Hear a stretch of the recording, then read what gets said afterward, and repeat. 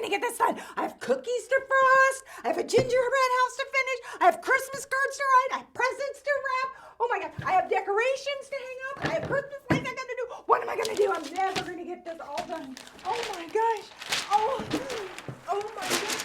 Oh my gosh. Hey, Kim, what's going on? This looks like, wait, Kim, are you okay? What's going on? Oh, Brandon, I'm just fine. I'm so Kim, calm down. What's wrong? I have so much to do. Christmas is almost here, and I'm not even close to being done. Well, Kim, I can help you. Kim, I can help you. What do you want me to do? Should I decorate some cookies? Sure, Brandon. Okay, I'll start decorating some cookies. Okay, well, get some sprinkles on here. Yeah, this is good. Are you okay, Kim? No, look at this. Look at my list. Well, Kim, I'm helping you. What else do you need? Oh, we gotta get it done. We gotta get it done before Christmas. Okay. It's almost here. So Kim, What, Brandon? what I think we should do right now is I think we should toss this to Miss Cassandra, and she's gonna show us what Christmas is really about, and that we should never stop celebrating Jesus.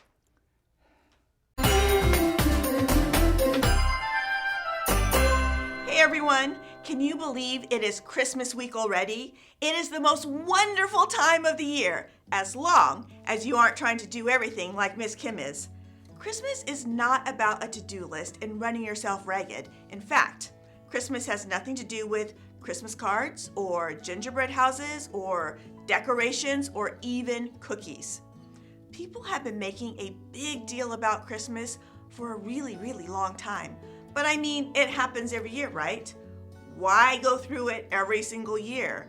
And why does each year seem to have bigger and bigger moments of celebration? I mean, presents are great and all, but why go through all the fuss? We even know that Jesus is important. Do we really need all the celebration? You know, even though we might have an idea of how to answer these questions, it's important to take time and remember why something we celebrate is still important to celebrate.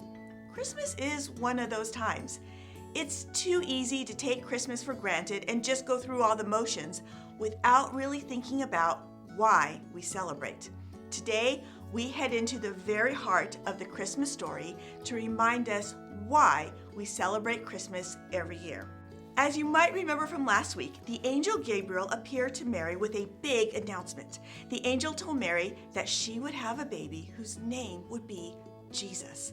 And this was the biggest news ever, because this child Jesus was the Savior God had promised.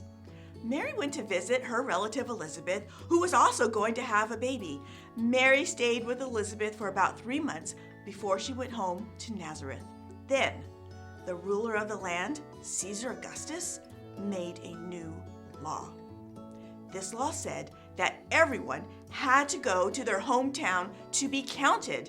And when the ruler of the land makes a law, well, you have to follow it. Now, Mary was engaged to Joseph, and Joseph's family came from the town of Bethlehem. So that's where Mary and Joseph had to go in order to be counted.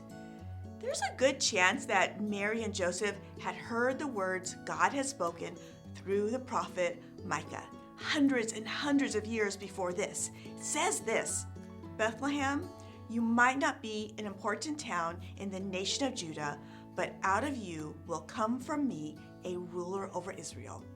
The journey to Bethlehem would have taken several days over very, very rough roads, and they didn't have cars or trains or airplanes back then.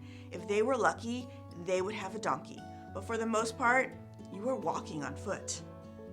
Mary and Joseph finally arrived in Bethlehem, but it was so crowded that there was no place to stay. Eventually, Mary and Joseph ended up in a place where animals slept. Yeah, right there amongst all the animals, Mary had her baby boy. She wrapped Jesus, God's very own son, in some pieces of cloth. She laid him in a manger, which was the place where animals normally ate their food. Meanwhile, in the fields outside Bethlehem, there were some shepherds who were taking care of their sheep. Suddenly, out of nowhere, an angel appeared to them. The shepherds were terrified. But the angel told them, "Do not be afraid. I bring you good news. It will bring great joy for all the people. Today, in the town of David, a Savior has been born to you. He is the Messiah, the Lord. Here is how you will know I am telling you the truth.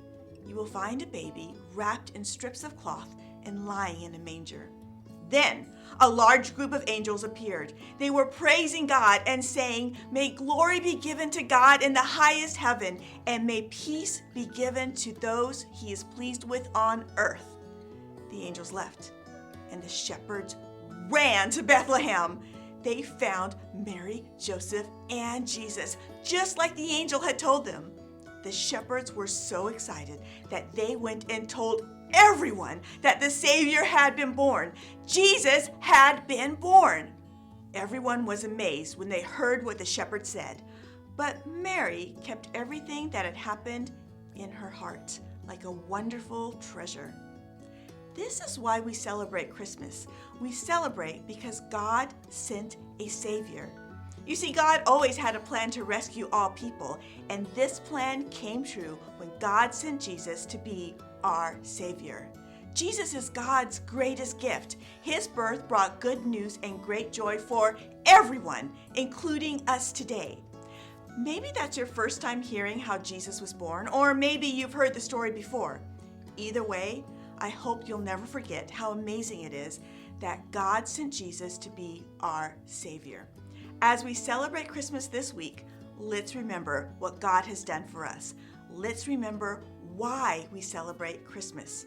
Our big idea today is celebrate because God sent a Savior.